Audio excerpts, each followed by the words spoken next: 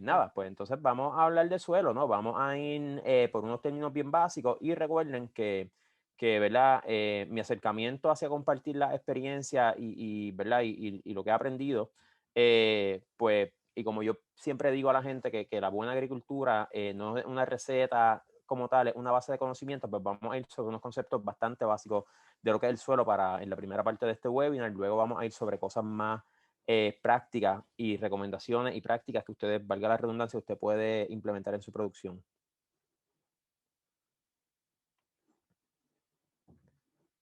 Así que para hablar de suelo, pues vamos a hacer una breve historia de lo que son las ciencias de suelo, ¿verdad? O edafología o pedología también, como se le conoce, que es una ciencia relativamente nueva, ¿no? Se comienza a desarrollar en la década de los 1880 en el viejo mundo, ¿no? Lo que es Europa y lo que era el imperio ruso, ¿no? En lo que era Europa Occidental, que son esos países, ¿verdad? Ahí está Alemania, Francia y unos cuantos más que en este momento no recuerdo. Pues es donde se empieza a desarrollar la ciencia del suelo, pero quien es el propulsor de la ciencia del suelo es la geología, ¿no? En este caso, por la alta concentración de poblaciones que tenían y la historia y por lo que habían pasado en muchas de las áreas de esos países, pues las ciencias de suelo se estaban concentrando más en lo que es Europa Occidental a nivel de laboratorio, en ver desde el punto de vista químico cómo se podían medir esas cualidades y mejorar para la producción de comida, para dar abasto de comida para las poblaciones de estas personas, ¿no? De estos países. Por otro lado, en lo que era el imperio ruso, que pues más tarde fue desde principios del siglo XX a casi a finales, ¿no? Fue lo que fue la Unión Soviética rusa. Pues estaba también empezando a desarrollar las ciencias del suelo, al igual que en Estados Unidos, pero ya más en campo, midiendo, viendo y describiendo las características físicas del suelo a nivel de campo, ¿no? Estaban separadas, pero a principios del siglo XX pues se empieza a formalizar la disciplina y ese junte de las dos aproximaciones que tenía este estudio de suelo se da porque se hace el primer congreso sobre edafología, ¿verdad? O sobre ciencias agrogeológicas, como se le llamaba en aquel momento.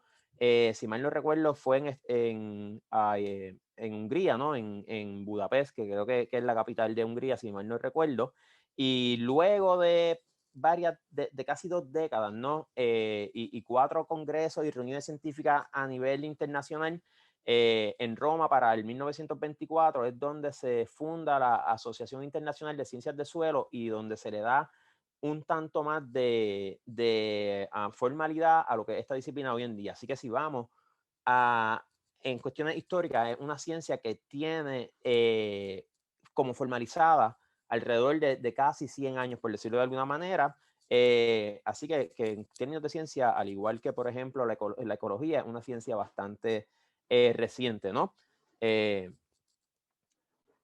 ¿Quién es el padre de esta ciencia? Pues este señor que está aquí, ¿no? ¿Verdad? Es Basil Dukashev y él era ruso, fue el que se le conoce como el padre de las ciencias de suelo modernas, ¿no?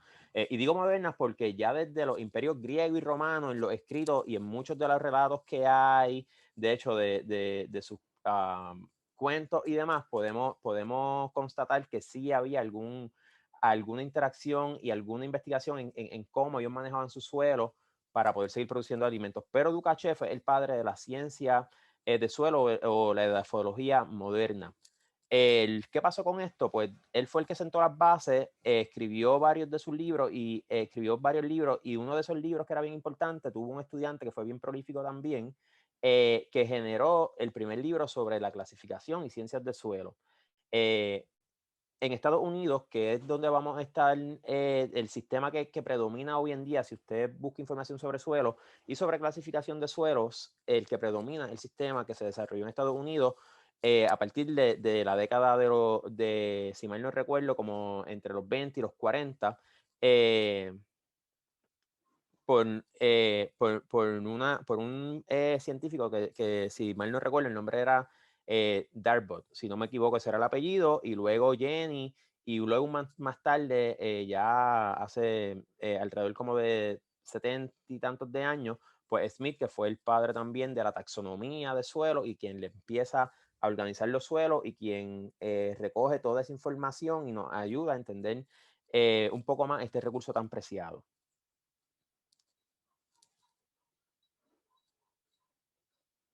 Así que dicho esto, ¿no? Y hablando de esa historia, yendo un poco más hacia atrás para que vayan viendo de dónde es que sale todo este estudio de suelo, pues nos hacemos la pregunta, ¿qué es suelo? Y yo generalmente pongo estas imágenes aquí porque cuando hablamos de suelo, muchas veces pues pensamos en tierra, ¿no? En lo que cogemos en las manos, en lo que está por ahí, que generalmente lo asociamos con que nos ensucia y demás.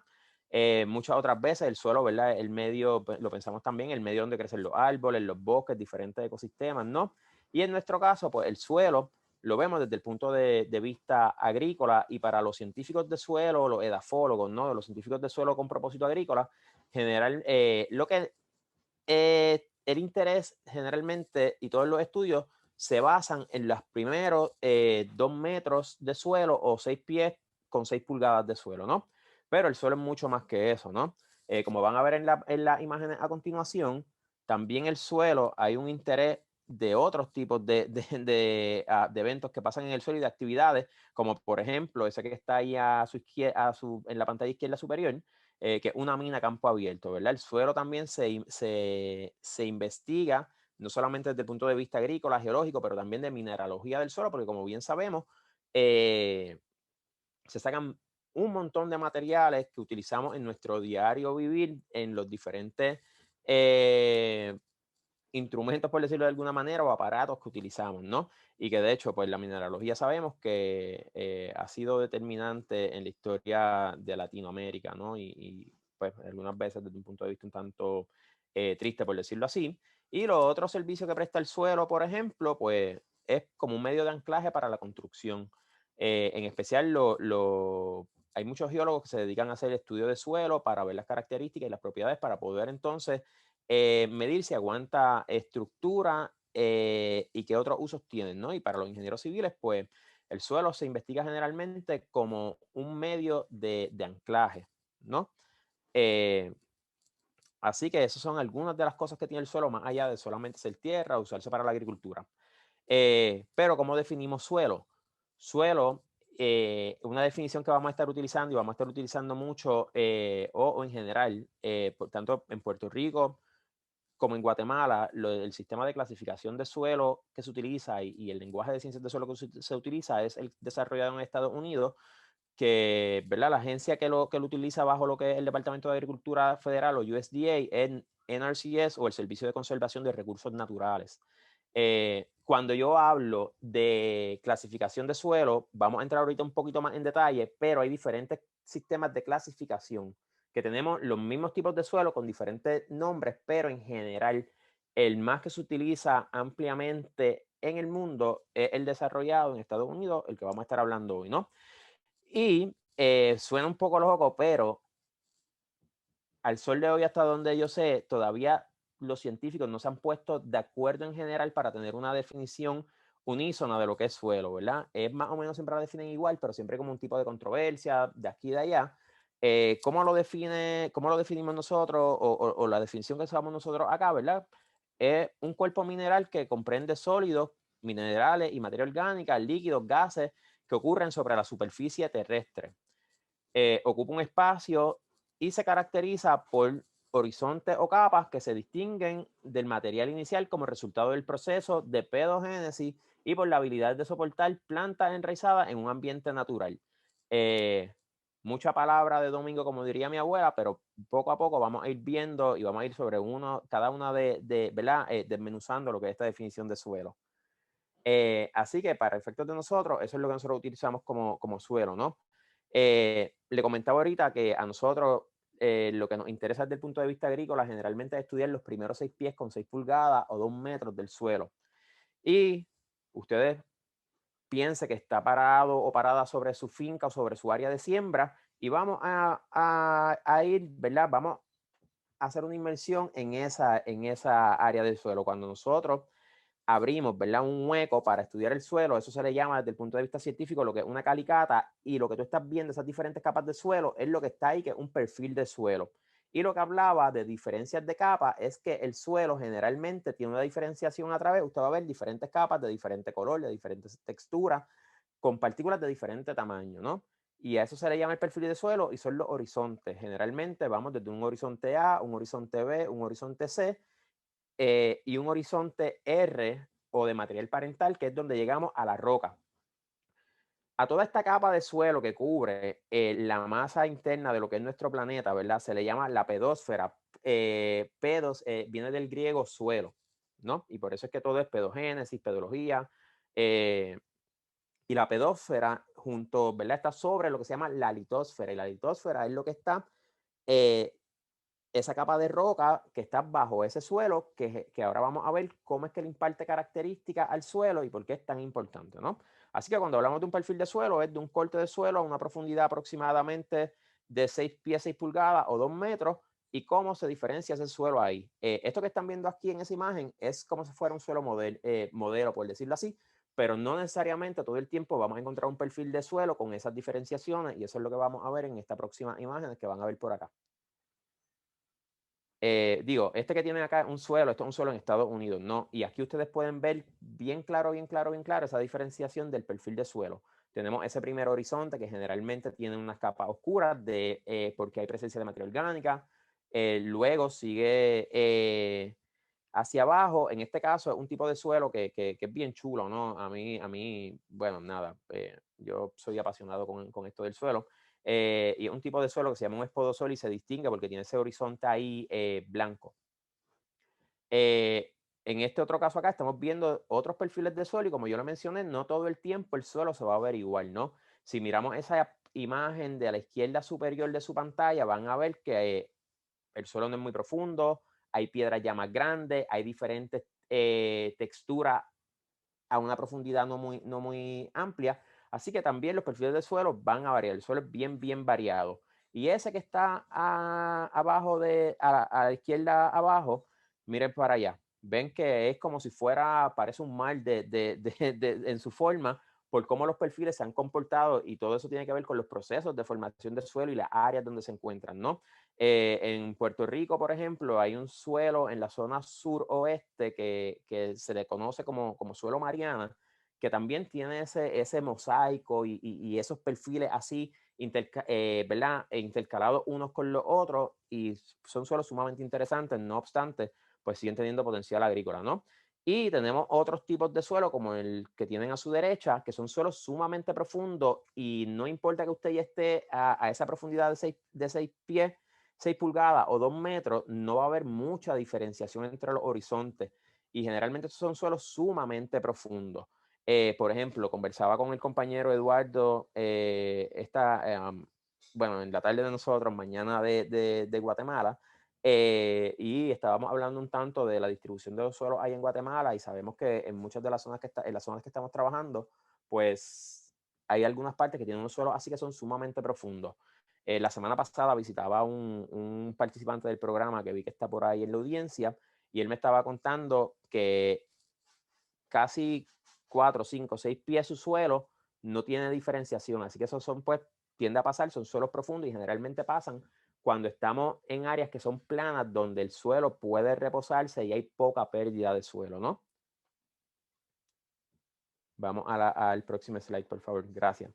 Eh, para ir, ¿verdad? Resumiendo todo lo que aporta el suelo, pues miren, las funciones del suelo son varias. Las funciones del suelo, obviamente, fue donde se sentaron las bases para la civilización moderna. Es un recurso de minerales y de materiales, tanto para la construcción, como para la manufactura, como para la farmacéutica, porque muchos productos que utilizamos hoy en día, pues vienen del suelo. Por ejemplo, uno bien común es la penicilina. La penicilina es el producto del hongo que se llama penicillium, que es un hongo que vamos a encontrar en el suelo, ¿verdad? Es lo que se llama, es nativo del suelo, o otro término que nosotros, al menos acá en Puerto Rico, saben que tenemos mucha influencia del inglés, pues que usamos lo que se llama soilborne, ¿no? También el suelo nos ayuda en el ciclo del agua, que es sumamente importante, y cuando se maneja el suelo de manera efectiva, nos va a ayudar a contrarrestar lo que son inundaciones y demás. Nos ayudan en el reciclaje de la materia orgánica, tanto, ¿verdad? a nivel de finca en producción animal, ustedes saben que la S y demás, el suelo ayuda a descomponérselo, pero también, ¿verdad? Dicen por ahí del polvo, ¿verdad? Del polvo venimos y hacia el polvo vamos. También descompone, tiene toda una microflora que ayuda a descomponer y a reciclar todos los seres vivos, tanto plantas como animales, y por ahí para allá tiene un montón de cosas bien nítidas, incluso nos ayuda a saber, ¿verdad? Y a darnos datos históricos de las civilizaciones antiguas. Cuando se hacen excavaciones, pues saben que ahí preservados hay muchos de las, ¿verdad? Artefactos y demás, incluso ruinas de lo que fueron civilizaciones antiguas, ¿no? Así que el suelo tiene una gama de aportes brutales. En lo que pasamos al próximo slide, quiero señalar que esa imagen que está ahí, que dice arriba, que dice 2015, miren, PAN, podemos ir a la próxima. Lo que pasó fue que en el año 2015, ya hace 6 años, fue el año internacional de los suelos. ¿Por qué? Porque el suelo es un recurso que se está perdiendo a un ritmo acelerado a nivel mundial. Y la FAO, o la Organización para la Agricultura y la Alimentación de las Naciones Unidas, en conjunto a otras organizaciones internacionales y locales, lanzaron una campaña ese año, 2015, para hacerlo el Año Internacional del Suelo y crear conciencia de la conservación y mejorar el uso del suelo, ¿no? El suelo es tan importante para nuestro diario vivir que nosotros muchas veces no lo vemos, pero en otros países las malas prácticas y la pérdida de suelo condenan a pueblos enteros al hambre y a bajar su calidad de vida.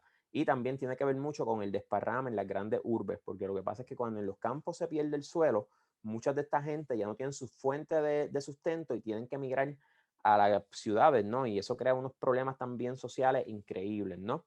Eh, Acá, ¿verdad? Seguimos viendo los servicios ecológicos que presta el suelo. Bien importante, mantener agua y aire limpios. Cuando yo ahorita hablé de que no podíamos decir que un recurso era más importante que otro, ¿no? Pero miren, el suelo juega un papel clave en que tengamos un agua y un aire de calidad. Espacio para bosques, humedales y otros ecosistemas. Es donde hay una diversidad de fauna y flora desde microscópica hasta gigante increíble, y obviamente en nuestro caso, pues donde están las tierras cultivables, ¿no? Que son tan importantes y que cada día ganan más pertinencia. Eh, que dice ahí, ¿verdad? Es capaz de brindarnos todo lo que realiza una serie de procesos esenciales como regular el agua, servir de sustento para la vida animal y vegetal, servir de filtro para sustancias orgánicas e inorgánicas, reciclar nutrientes, brindar estabilidad física y soporte, ¿no? Y sabemos que hoy en día no solamente los alimentos, sino la fibra que utilizamos para hacer muchos de nuestros textiles, para ropa y demás, pues lo extraemos ¿verdad? Literalmente lo extraemos del suelo. Los biocombustibles, a pesar de que ha bajado tanta la presión de producción de biocombustibles que se había visto en la década pasada, pues también ¿verdad? Depende de un buen suelo para poder producirlo y demás. Así que el suelo literalmente, si no existiera como es, la vida en este planeta y nuestro diario vivir no fuera lo que es hoy en día, por decirlo de una manera más simple, ¿no?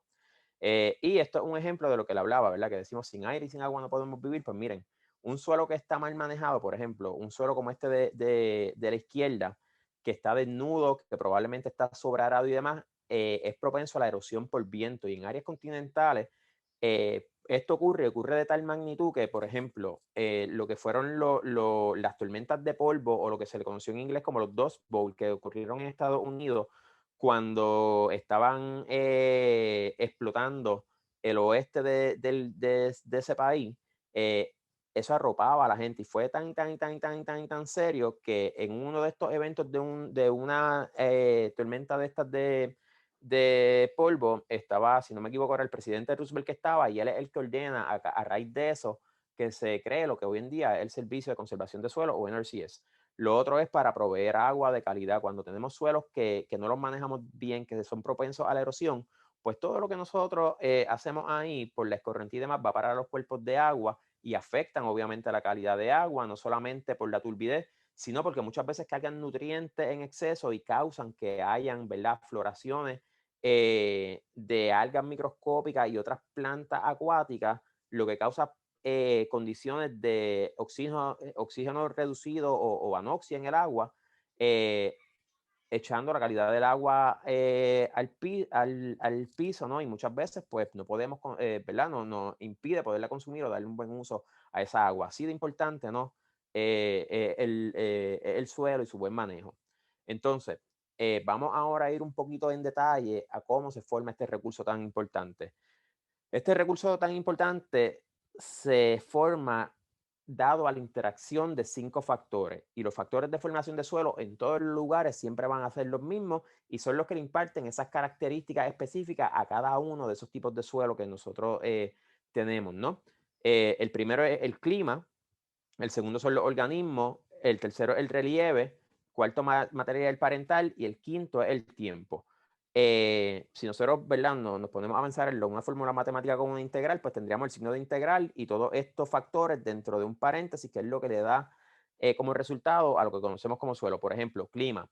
En lugares donde la precipitación es constante, los suelos van a tender a envejecer de manera más rápida. Por ejemplo, en Puerto Rico, que es un área tropical, al igual, ¿verdad?, que todavía está dentro de esas latitudes, a pesar de que ustedes tienen algunas temperaturas, obviamente por su altura y demás, un poco más marcadas, pues en lugares donde hay lluvia constante, los suelos tienden a envejecer un tanto más rápido, por dar un ejemplo, ¿no?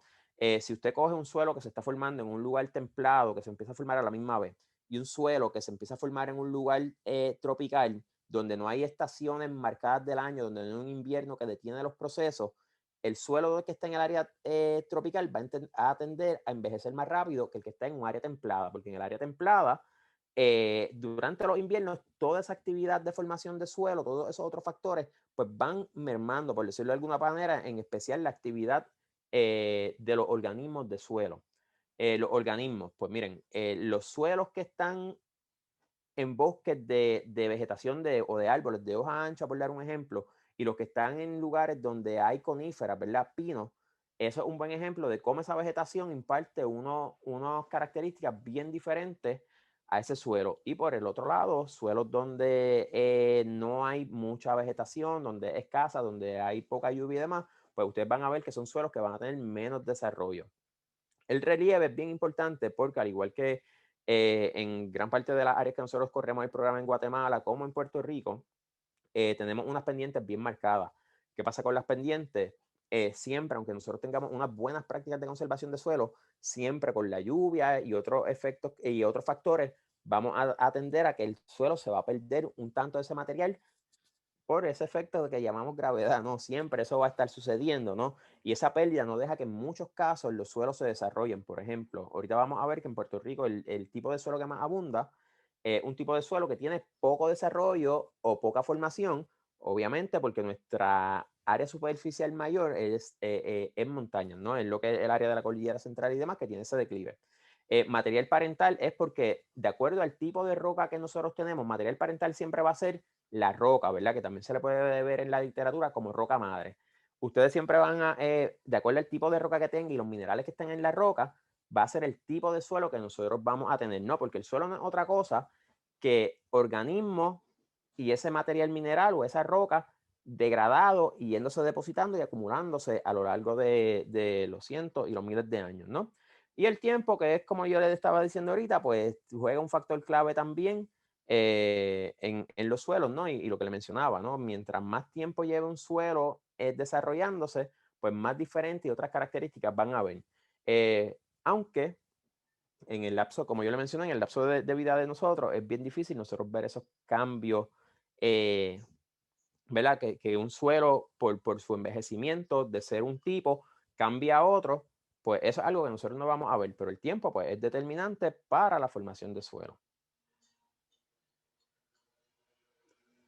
Además de esos factores de formación de suelo, están los procesos que pasan. Y en el suelo, esos procesos pues, son las adiciones, que por ejemplo, ¿verdad? Ese input o esos insumos que están cayendo ahí de materia orgánica, de la vegetación que hay espontánea, de, por ejemplo, si nosotros desyerbamos y dejamos los residuos de ese deshiervo ahí, se van acumulando, igual que animales que se han ido, ¿verdad? Que han ido descomponiéndose. Otro tipo de adición puede ser en los suelos de áreas bajas, todo ese material que viene bajando de los suelos de las áreas montañosas se van acumulando, eso son adiciones, pérdidas en el sentido de esos suelos que tienen, Pam, creo que salimos de la presentación, disculpa, gracias. en el sentido de esos suelos que tienen declive, por ejemplo, pues que se van perdiendo esas capas superficiales de suelo, esa materia orgánica se va lavando. Y lo que son transformaciones, otras locaciones, pues transformaciones pasan in situ, ¿verdad? Dentro de lo que es el suelo, que tenemos transformaciones. Por ejemplo, la materia orgánica va cambiando de estado y de propiedades. Los minerales que tenemos en el suelo, ¿verdad? Las rocas que aportan esos minerales, van cambiando y van transformándose y van convirtiéndose en otros tipos de elementos que le van impartiendo unas características específicas al suelo. Y lo otro son las translocaciones, que es los movimientos a través del perfil de suelo. Muchas veces, ¿verdad? Tenemos ese movimiento de arriba hacia abajo, pero también puede suceder de abajo hacia arriba, ¿no? Y un buen ejemplo de esto es que no necesariamente es beneficioso para suelos agrícolas, pero es que muchas veces cuando tenemos suelos en áreas donde tenemos sales en niveles bajos o tenemos cuerpos de agua que son salinos abajo, pues puede causar que a través del perfil del suelo hacia arriba, por capilaridad, se vaya moviendo esa sales, lo que no es bueno para eh, ¿verdad? Para nuestros cultivos. Así que esos son, ¿verdad? Los 5 factores de formación de suelo y los 4 procesos por los cuales el suelo se forma. Entonces, dicho eso, vamos a pasar a cómo entonces nosotros clasificamos los suelos y los tipos de suelo que podemos tener, ¿no? La clasificación de suelo no importa en el sistema que usted esté utilizando, si está utilizando el de la FAO, si está utilizando el de Brasil, si está utilizando el de NRCS, ¿verdad? El de Estados Unidos, que es el que nosotros utilizamos aquí en Guatemala, siempre van a haber 12 órdenes de suelo. Y luego de eso, al igual que con el reino animal y cada uno ¿verdad? De la clasificación, siempre el ser humano ha tendido a clasificar todo, ¿no? Pues en el caso de los suelos, pues lo más general es el orden. Y a nivel mundial solo existen 12 órdenes de suelo. Luego de eso están los subórdenes, los gran grupos, los subgrupos, la familia, y llegamos a lo más específico que son las series. Miren, de los órdenes de suelo a la serie, raras veces escuchamos los órdenes de la clasificación que están desde el suborden hasta la familia.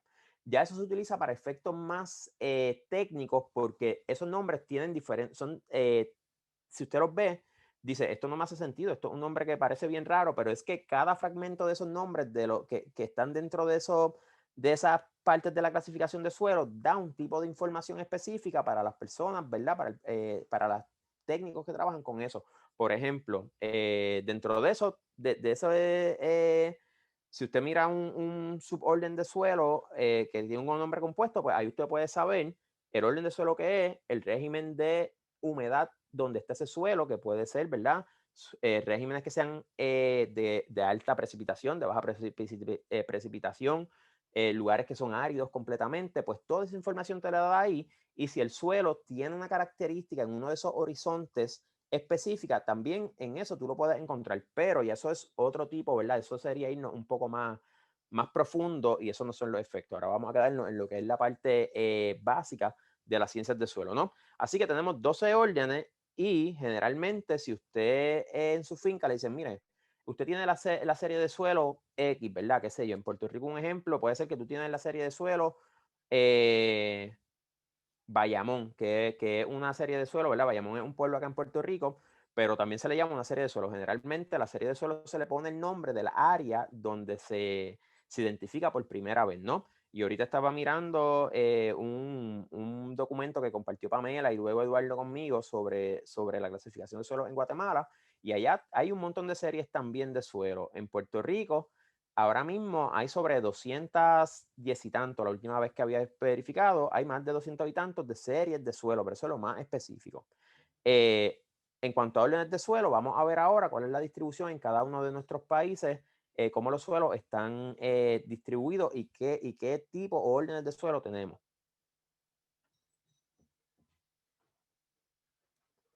Ok, los órdenes de suelo, antes de pasar a eso, vamos a ver los dos órdenes de suelo que hay, ¿verdad? Que son los que existen. Pues ahí están los alfisoles, lo que se llaman andisoles, aridisoles, entisoles, gelisoles, histosoles, inceptisoles, molisoles, oxisoles, espodosoles, ultisoles y vertisoles, ¿no? Y ahí, en esa imagen que usted puede tener ahí, que es del Servicio de Conservación de Suelo, usted va a ver los diferentes, ¿verdad? Las características más o menos de cada uno de estos tipos de suelo, ¿no? Por ejemplo, los alfisoles son suelos bien típicos de bosques de coníferas. Los andisoles son suelos de lugares donde hay actividad volcánica reciente. Y cuando digo reciente, puede ser de 100, 200 años, ¿verdad? Pero que sea reciente, ¿no? Generalmente están alrededor de la costa que bordea el Pacífico y, ¿verdad? Para adelantarme a esto, es uno de los órdenes que más prevalece en Guatemala, ¿no? En especial en la zona que nosotros estamos trabajando por razones obvias. Los entisoles son suelos que esa es la primera etapa de formación de suelos, son suelos que si tú los miras, no tienen casi diferenciación porque son suelos bien jóvenes. Está lo otro que se llaman gelisoles y ni en Guatemala ni en Puerto Rico hay, porque son suelos que durante todo el año, los 365 días del año, mantienen una capa de hielo dentro de ese perfil de suelo, van a encontrar una capa de hielo que puede ser de pulgada, al igual que puede ser de metros de espesor y siempre va a estar congelada, ¿no? Obviamente es más común en las áreas más cercanas a los polos, pero no obstante, el 1% de este tipo de suelo está en los trópicos y los podemos encontrar en lugares como en el Sahara tropical, disculpen, como en el África tropical, ¿verdad? En el monte Kilimanjaro, que es es la montaña más alta de ese continente. Así que eso es un ejemplo de que en el trópico pues, puede estar este tipo de suelo, pero que no es nada de común. Y juegan un papel bien importante en lo que es el calentamiento global. El suelo en general juega un papel bien importante en lo que es el calentamiento global porque es un almacén inmenso de carbono, pero en el caso de los helisoles, en especial en esa área de la tundra, de lo que es Siberia y de lo que fue gran parte de la Unión Soviética, hay un montón y miles de hectáreas que tienen este tipo de suelo y dentro de esa capa de hielo hay almacenado un montón de gases de invernadero, en especial metano, ¿no? Y no es nada, no soy alarmista, solamente ponerlo en contexto. Si eso se derrite, esos gases de invernadero van a ir a la atmósfera y hay cientos de veces más gases de invernadero en esa capa de hielo de lo que se ha emitido a la atmósfera desde la revolución industrial, ¿verdad? Que creó el ser humano, ¿no? Los otros son histosoles, son suelos que tienen poca descomposición de materia orgánica. Es bien común encontrarlo en áreas donde hay mangles, donde hay humedales y demás, que huele un tanto a azufre. Eso es un indicativo que puede ser que este tipo de suelo, y se llama histos, que es del griego célula o tejido, porque generalmente en ese suelo tú metes una pala y por las condiciones de alta humedad y poco oxígeno, las bacterias y los microorganismos se tardan mucho en descomponer y vamos a encontrar siempre pedazos de materia orgánica, en especial de hojas y demás, con una descomposición muy lenta, por eso se le llaman histosoles. Insectisoles, que son también suelos que son bastante jóvenes, molisoles, que son suelos que son los suelos con las mejores características naturales para hacer agricultura, ¿no? Oxisoles, que son suelos bien típicos de los trópicos, bastante ácidos, son suelos que si vamos a ver es como el estado más avanzado o más envejecido, por decirlo de alguna manera, de suelo, ¿verdad? Que eso se le llama meteorizado, a cuando los suelos se van degradando y esa descomposición del material parental y demás se le llama meteorización. Los espodosoles, que fueron uno de los que vieron ahorita en los perfiles, ultisoles y vertisoles, que vamos a ver un poquito más porque tanto en Puerto Rico como en Guatemala hay. Así que en la próxima diapositiva vamos a poder ver la distribución de los suelos en Guatemala. Eso que está ahí, ese mapa, ¿verdad? Indica los órdenes de suelo que hay en el país. La fuente de esto es el MAGA, ¿verdad? Que es el análogo a lo que es el Departamento de Agricultura en Puerto Rico, que es el Ministerio, Eduardo, ayúdame con el acrónimo, el Ministerio de Agricultura, Ganadería y ¿qué más? Y alimentación. Y alimentación. Muchas gracias. Pues esa fuente ¿verdad? Esta imagen pertenece al MAGA y la publicaron en 2001 cuando estaban empezando ¿verdad? Una de las primeras publicaciones sobre distribución de órdenes de suelo, ¿no? Y ahí pueden ver, por el color, pueden ver dónde están ubicados. Y ahí están los órdenes ¿verdad? Valga la redundancia, en orden de prevalencia, ¿qué abunda más? Pues en Guatemala lo más que abundan son entisoles, que son suelos bastante jóvenes. Obviamente Guatemala también tiene un área montañosa con mucho declive y son suelos bien típicos de esa zona. Tiene lo que son molisoles. Los molisoles, como yo le hablé ahorita, son suelos que generalmente están en áreas llanas o con poco declive y son suelos que si hubiese una revista de suelo, serían los modelos que saldrían en la portada, por decirlo de alguna manera, ¿no? Son suelos con unas características naturales brutales, ¿verdad? Son suelos profundos, con una cantidad de materia orgánica adecuada, tienen unos tipos de arcilla que son bien activos, retienen una cantidad adecuada de agua, pero a la misma vez son suelos que son más, que infiltran, cuando hay agua en exceso, la infiltran, ¿verdad? Adecuadamente y no son tan propensos a las inundaciones. Bueno, tienen un montón de características, tienen una acidez bastante cercana a neutro, ¿no? Tienen un montón de características buenas, ¿no? Están luego lo que son insectisoles también por el área de declive, vertisoles, que son suelos bien parecidos a los molisoles, pero estos suelos tienen la peculiaridad que cuando se mojan, se expanden y cuando se secan, se contraen y forman como unas grietas bastante grandes. Y en áreas bien, bien, bien amplias donde estén este tipo de suelos, tienden a formar como un tipo de microtopografía que parece como unos bumps, como muchos montañitas pequeñas, que eso se le llama gilgai. Son suelos que desde mi punto de vista para agricultura son un tanto retantes, en especial cuando llueve, ¿no? Alfisoles, que son suelos de bosque, en especial donde hay bastantes coníferas.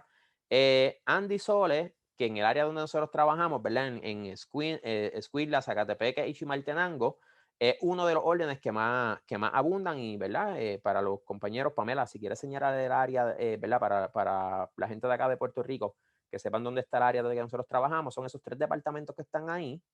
Y si ustedes miran el color azul, pues indica que hay andisoles, que son suelos derivados de actividad volcánica reciente, ¿no? No obstante, son suelos que tienen unas características físicas y demás para la agricultura brutales. Generalmente son suelos bastante profundos, ¿no, Eduardo? Así es, Waris. Gracias. Y lo otro que tenemos son ultisoles, que también en el área donde estamos trabajando, ese color verde, un tanto verde limón, en el área que estamos trabajando no hay muchos, pero sí hay, y es uno de los que más abunda acá en Puerto Rico, ¿no? En la próxima diapositiva vamos a ver entonces la distribución de los órdenes de suelo en Puerto Rico, ¿no? En Guatemala, de los 12 órdenes de suelo, ahí habían 7. En un documento que me compartió Eduardo, que es de un año antes de la publicación de ese mapa, aparecen 8. Uno son estos, los histosoles, que eran los suelos estos que yo le digo que tienen alta presencia de humedad, y las bacterias, los microorganismos que trabajan ahí, pues trabajan un tanto más lento porque como son suelos generalmente inundados, pues trabajan con azufre, no con oxígeno. Pero entiendo yo que en el mapa no se incluyó porque, al igual que en Puerto Rico, el porcentaje que tenemos es bien bajo. Así que en Puerto Rico, a pesar de que nuestra isla, ¿verdad? Pensamos, ¿verdad? Y esto más refiriendo acá, decimos, no, Puerto Rico es 100 por 35, que es pequeño y demás, pero nosotros tenemos un área superficial bien, bien, bien grande. Y esa cordillera central que tenemos, a pesar de que no es tan alta como la zona montañosa allá en Guatemala, pues también le imparte a la isla unas características naturales, ¿no? Por decirlo de alguna manera, que hace que tengamos una diversidad tan amplia de suelos, ¿no?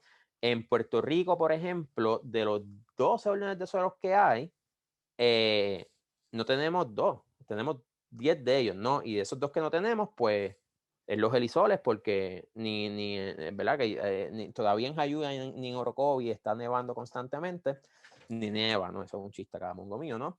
Y lo otro que no tenemos son los andisoles, que en Guatemala son prevalentes porque nosotros no tenemos actividad volcánica reciente. Y ustedes dirán, no, pero es que nos dicen que nosotros somos, ¿verdad? Puerto Rico es una isla de formación volcánica. Gran parte de Puerto Rico fue de formación volcánica, pero de lo que se llama desinclina, que es de actividad volcánica submarina, de erupciones submarinas, y así fue como se fue levantando la isla. De hecho, Puerto Rico tuvo 2 levantamientos y, ¿verdad? Hay otra parte de Puerto Rico que, según se fueron moviendo las placas tectónicas y los continentes, migró desde el Pacífico y chocó con esa otra parte que se había levantado.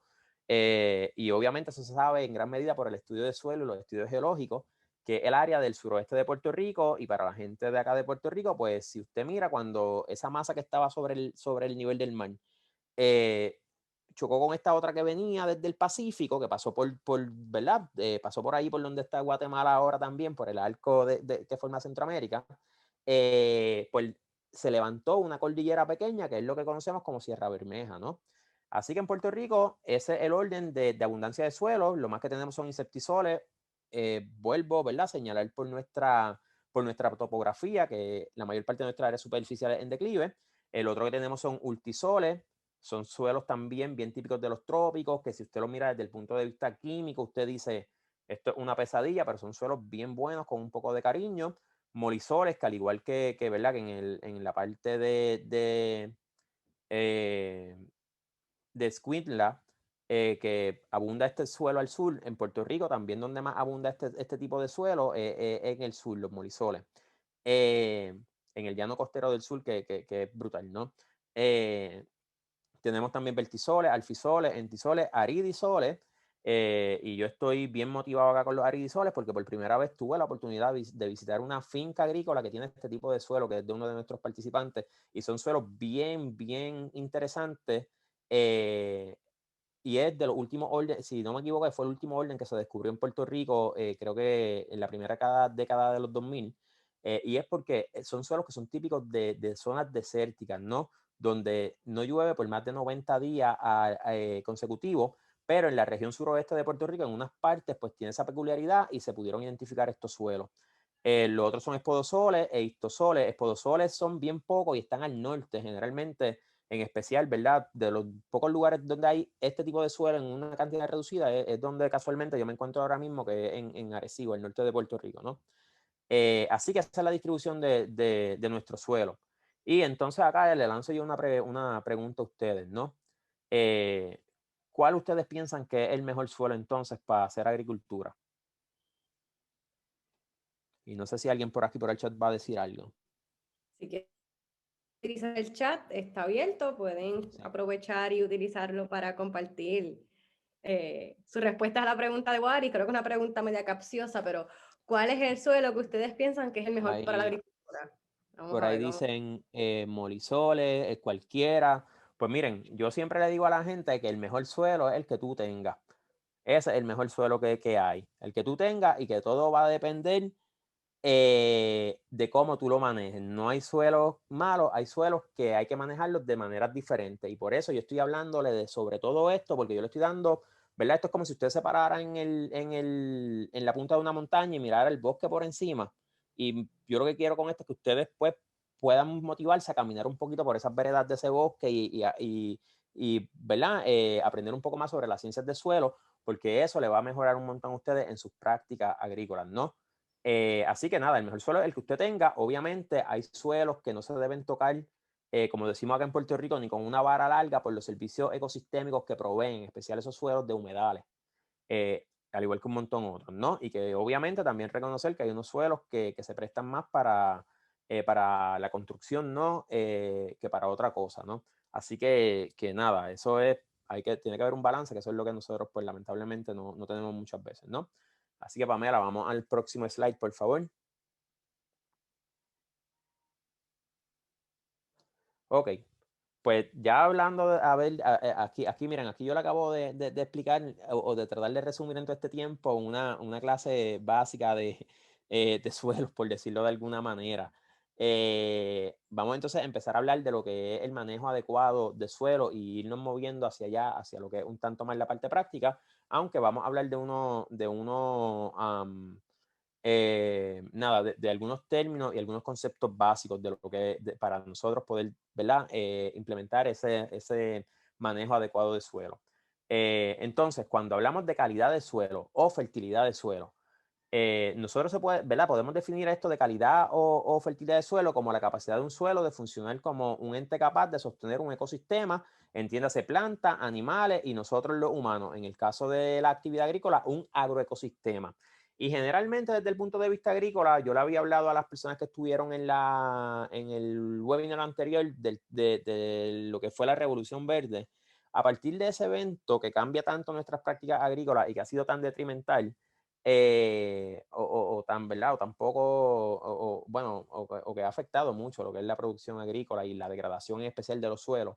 Generalmente si hablamos de ciencias de suelo, de fertilidad de suelo, dentro de las ciencias de suelo, la escuela que viene a partir de eso, mira solamente la parte de la fertilidad de suelo, la parte química de suelo, olvidándonos de otras componente bien importante, y por eso yo aprendí, y es lo que yo practico cuando he sido agricultora, ¿verdad? En entrenamiento, como yo digo, o por lapsos de mi vida, de los últimos años de mi vida, y cuando tengo la oportunidad de compartir lo que he aprendido y las experiencias que he tenido, pues el acercamiento que yo hablo sobre el suelo, y no solamente yo, ¿verdad? Esto yo lo aprendí de otra gente, es un acercamiento holístico, ¿no? Y holístico es una palabra que desde hace años es como un tanto, ¿verdad? Como que suena mucho y a veces la han sacado de contexto, pero no es otra cosa que un acercamiento integral de lo que es la calidad del suelo. Y para poder hacer eso tenemos que mirar el suelo desde el punto de vista químico, físico y biológico. Esos son los 3 factores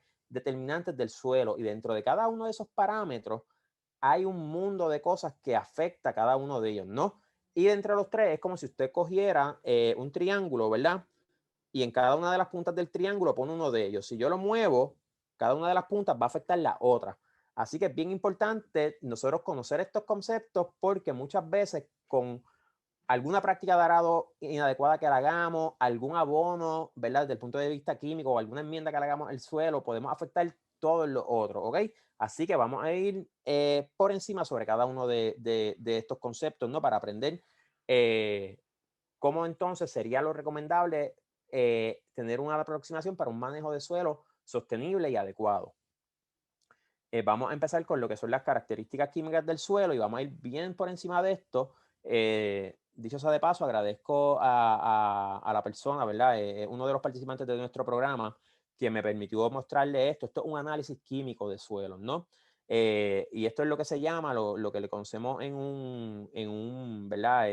A nivel de técnico, un paquete de fertilidad básica de suelo. Cuando usted coge unas muestras de suelo y las manda a un laboratorio, generalmente estas son las medidas que te van a dar, ¿verdad? Materia orgánica, acidez de suelo, nitrógeno, discúlpeme, potasio, sodio, calcio, magnesio, y elementos menores como el molibdeno, el boro y demás. Así que esto es como se puede ver un análisis de suelo básico, un paquete de fertilidad básico. Tanto en Puerto Rico como entiendo yo en Guatemala, es factible tú poder mandar a hacer estos análisis para ver cómo está el suelo desde el punto de vista químico, y si tienen la facilidad, es lo que yo siempre les recomiendo a las personas. Manden a hacer un análisis de suelo, porque eso nos va a decir dónde estamos y para dónde debemos ir, ¿no? Y en términos de operación, le va a ayudar a usted a ser mucho más eficiente, y probablemente también va a ayudar a reducir esos gastos operacionales, porque si usted está utilizando fertilizantes sintéticos, ¿verdad? Por decirlo de alguna manera, muchas veces esto le va a decir cuánto usted tiene que poner, y usted muchas veces está poniendo de más. Así que es bien importante. Nosotros vamos a compartirle diferentes lugares donde pueden mandar a hacer un análisis de suelo, tanto en Puerto Rico como en Guatemala, ¿no? Y si usted quiere mandar a hacer esto, es bien importante. Si quiere más información, o si quiere saber, si le dice, mira, usted tiene que hacer el muestreo de suelo y demás, usted nos escribe, me escribe a mí directamente, le puede escribir a Pamela, a cualquiera de las personas de nuestro equipo de trabajo, y yo con gusto la asisto. Recuerden, ¿verdad? Y hago ahora esta invitación, que ustedes como participantes de nosotros, pues tienen conmigo, ¿verdad? Estándar, tienen asegurado 3 visitas técnicas, ¿no? Y visitas técnicas no tiene que ser que yo esté ahí en persona, puede ser llamadas, puede ser videoconferencia, que podemos tener para entonces yo poderle asistir. Y si usted necesita, ¿verdad?, que yo le explique más en detalle cómo hacer un muestreo de suelo, usted me lo dice y yo con mucho gusto le voy a asistir en eso, ¿no? Así que esto es como se ve un análisis de suelo cuando hablamos de características químicas de suelo: acidez, ¿verdad?, o pH, los nutrientes que tenemos en el suelo. También si miran esta hoja, ¿verdad? Cada reporte de suelo va a depender del laboratorio donde lo mire, pero hay otra característica que se mira desde el punto de vista químico, y es la capacidad de intercambio catiónico, que si lo miran, aquí está a la derecha, en este renglón en la última columna de la tabla, y eso es bien importante porque eso le está diciendo a usted qué capacidad tiene el suelo de intercambiar cationes, nutrientes con la planta, ¿no? Y entonces aquí aprovecho yo para mencionarle que una de las cosas bien importantes que tenemos que entender es que cuando nosotros ponemos un fertilizante al suelo, el fertilizante no es que quien le está dando de comer a la planta. Ese fertilizante, el suelo tiene que estar funcionando de manera óptima para entonces poder proveer esos nutrientes a la planta. Por eso gran parte de los fertilizantes que nosotros ponemos al suelo se pierden el nitrógeno muchas veces se pierde en forma de gas hacia la atmósfera, el fósforo se fija en el suelo y no está disponible a la planta, o se puede perder por escorrentías de agua, al igual que el nitrógeno y demás. Por eso es bien importante siempre utilizar la cantidad adecuada si vamos a optar por este tipo de fertilización, ¿no? Y lo otro que acá digo yo, como decía un profesor que tuve en la universidad, ojo al gol, muchas veces las compañías que venden fertilizantes te hacen este tipo de análisis, pero es bien importante que usted lo consulte con alguien externo. No estoy diciendo que todas hagan lo mismo, pero puede darse el caso y se ha dado que muchas veces ellos te hacen el análisis de suelo a conveniencia de ellos para entonces poderte vender los productos. Así que ojo al gol, no estoy diciendo que todas sean iguales, solamente le hablo por casos que he visto, ¿no? Lo otro bien importante, y antes que se me olvide, porque vamos a hablar de esto un poquito más ahorita, es que en los análisis de suelo te dice el porcentaje de materia orgánica que tiene tu suelo, y eso es bien importante, pero eso lo vamos a hablar ahorita. Pam, por favor. Ok, lo otro son las propiedades o características físicas del suelo, que es la textura de ese suelo, ¿no? El suelo, con lo que llamamos suelo desde el punto de vista agrícola, son todas las partículas que están ahí, que tienen un diámetro menor de 2 milímetros, ¿no? Y se dividen en tres, son lo que son arena, lo que son limos y lo que son las arcillas, que son las partes más pequeñas, ¿ok? Miren las arenas, si ustedes a veces no pueden diferenciar o si lo que ven de los granitos de arena son bien finos, imagínense en cuán pequeñas son las arcillas, ¿no? No obstante, la arcilla es la parte más activa del suelo, ¿ok? Lo que usted tiene a su derecha es un triángulo de textura de suelo. Y si usted mira, en la parte de abajo del triángulo va los porcientos corren los porcientos de arena, en el de la izquierda hacia arriba corren los porcientos de arcilla y en los de la derecha hacia abajo corren los porcientos de limo. Esto con un análisis de textura de suelo que ya se hace a nivel de laboratorio, ¿no? Yo le voy a explicar ahora cómo usted puede hacer unos caseros, pero de acuerdo a los porcientos que tenga, si usted dice, mira, tengo 40% de limo, ok, pues busca el 40% en ese eje de la izquierda y las líneas corren hacia abajo. Tengo un 50% de arcilla, pues sabe que la arcilla corre hacia arriba. Tenemos 40, tenemos 50% de arcilla que va corriendo hacia arriba y abajo tenemos la arena, tenemos un 10% de arena que corre hacia el lado. Pues entonces buscamos el 10% y vemos que nuestro suelo caería bajo lo que es un suelo. Ok, vamos para acá, 40, tenemos 50 subiendo por aquí. Ok, sería un suelo arcillo-limoso más o menos, pero si miran, la mayor parte de esos áreas de ese triángulo tienen la palabra arcilla, porque la arcilla es tan y tan y tan activa que a veces teniendo una cantidad reducida, ya el suelo se empieza a considerar como una arcilla, ¿no? Si vemos al centro de ese triángulo, cuando vemos que dice franco arcilloso o suelo franco, cuando tenemos ese prefijo de franco, son suelos que tienen una distribución bastante pareja de las tres partículas de suelo, ¿no? Y esto me estoy yendo un poquito más en detalle, pero esto pues ya se hace más a nivel de laboratorio, pero si nosotros queremos saber o tener una idea de qué textura es nuestro suelo, pues podemos hacer las próximas pruebas que van a ver en esta diapositiva. Ok, una prueba casera bien popular es la prueba del Mason jar o Eduardo, ¿hay alguna palabra que ustedes le llaman a este tipo de envase allá? No, en realidad no, Juárez. No, es que nosotros acá pues le decimos Mason jar, ¿verdad? Pero no tiene que tener un Mason jar. Usted puede con una botella de cristal o de plástico lo puede hacer, ¿no? Usted lo que hace es que coge aproximadamente la mitad del volumen de esa botella, lo llena de un puñado de suelo. Generalmente yo les recomiendo, miren, las pruebas de suelo para efectos agrícolas generalmente se hacen siempre a una profundidad de 0 a 12 pulgadas o de 0 a 30 centímetros, ¿ok? Entre esa profundidad es donde nosotros generalmente hacemos las pruebas de suelo para efectos agrícolas porque es donde las plantas tienen las raíces más activas. Ya de ahí hacia abajo, bueno, cuando son árboles que son un tanto más grandes, pueden tener raíces activas un poco más abajo, un poco más profundo, pero generalmente todas las raíces que están para allá abajo, como uno dice, como nosotros decimos acá, pues son raíces para anclaje y para buscar agua. Las raíces que intercambian nutrientes y que están activas en el suelo están generalmente en esas profundidades. Pues nada, usted lo llena el frasco de suelo, después lo completa de agua, lo agita bien fuerte y lo deja aproximadamente 24 horas que ese suelo, que esos particulados se vayan asentando. Lo primero que va a caer por cuestión de tamaño, ¿verdad? Eso viene por una ley que se llama la ley de Stokes, pero no vamos a entrar en eso ahora. Lo primero que se va a precipitar son las arenas. Luego se van a precipitar la partícula intermedia, que es el dimo, que en inglés se le llama silt, y luego lo que queda esa capa más arriba es lo que son arcilla o clay. Entonces, usted coge con una reglita, pam, yo creo que, mira a ver si tenemos una imagen más adelante sobre eso, por favor, en el próximo. Ah, no, disculpa, regresa atrás, por favor, disculpa. Ok, usted coge una regla y lo pone donde están todas las partículas, ¿verdad? Todo ese suelo donde se dividió, usted mide. Y por esa medida que usted saca ahí, saca el porciento. Dice, pues mira, tengo mi columna de suelo que está ahí, mide 4 pulgadas o aproximadamente 20 centímetros.